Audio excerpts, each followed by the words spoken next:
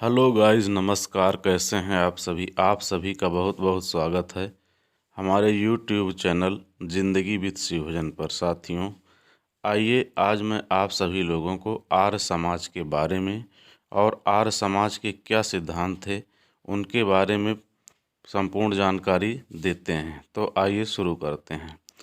आर्य समाज की स्थापना बम्बई में 1875 ईस्वी में स्वामी दयानंद सरस्वती 1824-1883 ईस्वी के द्वारा की गई।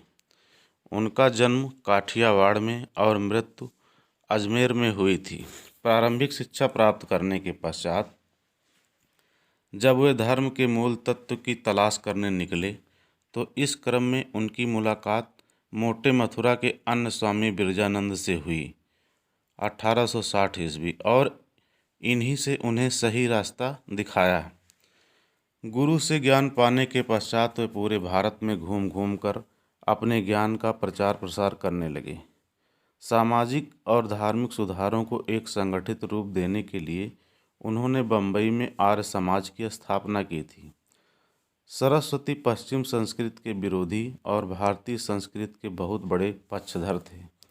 वह भारतीयों के गौरवशाली अतीत पर जोर देते हुए कहते हैं कि आज पश्चिम ने जो उपलब्धियां हासिल की हैं वो हमने बहुत पहले प्राचीन काल में ही प्राप्त कर ली थी। धार्मिक आडंबरों एवं कुरीतियों पर प्रहार करते हुए वह धर्म के शुद्धतावादी तत्व पर जोर देते हैं और इस क्रम में नारा देते हैं, वेदों की ओर लौटो। आइए अब बात करते हैं आर्य समाज के सिद्धांत की। आर्य समाज के प्रमुख सिद्धांत इस प्रकार हैं। सत्य केवल वेदों में निहित है, इस कारण वेदों का अध्ययन परम आवश्यक है। वेद मंत्रों के आधार पर हवन किया जाना चाहिए। मूर्ति पूजा का विरोध किया था। अवतारवाद एवं धार्मिक यात्राओं का विरोध। कर्म सिद्धांत और आवागमन सिद्धांत का समर्थन। निराकार ईश्वर की एकता में विश्वास। स्त्री शिक्षा में विश्वास। विशेष परिस्थितियों में विधवा विवाह की स्वीकृति। बाल विवाह एवं बहु विवाह का विरोध। हिंदी संस्कृत भाषा का प्रचार।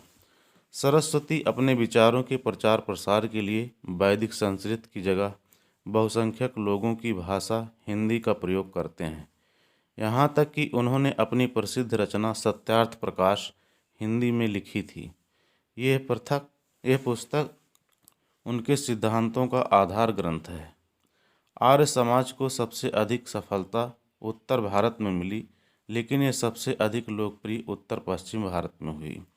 सरस्वती की मृत्यु के पश्चात शिक्षा के प्रश्न पर उनके अनुयायी शिक्षा पद्धति की वकालत कर रहे थे। वहीं दूसरा वर्ग परंपरागत शिक्षा की व्यवस्था की। प्रथम वर्ग में दयानंद एंग्लो वैदिक स्कूल 1886 ईस्वी लाहौर की स्थापना की, जो बाद में एंग्लो वैदिक कॉलेज 1889 ईस्वी में तब्दील हो गया। यहाँ पश्चिमी पद्धति से पढ़ाया जाता था। दूसरे गुट ने हरिद्वार के निकट कांगरी में गुरुकुल विश्वविद्यालय 1902 की स्थापना की। यहाँ परंपरागत भारतीय पद्धति से पढ़ाई हुई। तो इस प्रकार साथियों, मैंने आर्य समाज और उसके सिद्धांतों के बारे में आपको बहुत महत्वपूर्ण जानकारी इस वीडियो के माध्यम से प्रदान किया है। यदि आप सभी को हमारी वीडियो अच्छी लगती हो तो कृपया हमारे चैनल को सब्सक्राइब करें, लाइक करें तथा दोस्तों में शेयर भी करें, और हमें कमेंट करके ज़रूर बताएं कि आप सभी लोगों को किस टॉपिक पर वीडियो उपलब्ध कराई जाए। इसी के साथ आप सभी से मिलते हैं साथियों नेक्स्ट वीडियो में। तब तक के लिए जय हिंद, जय भारत।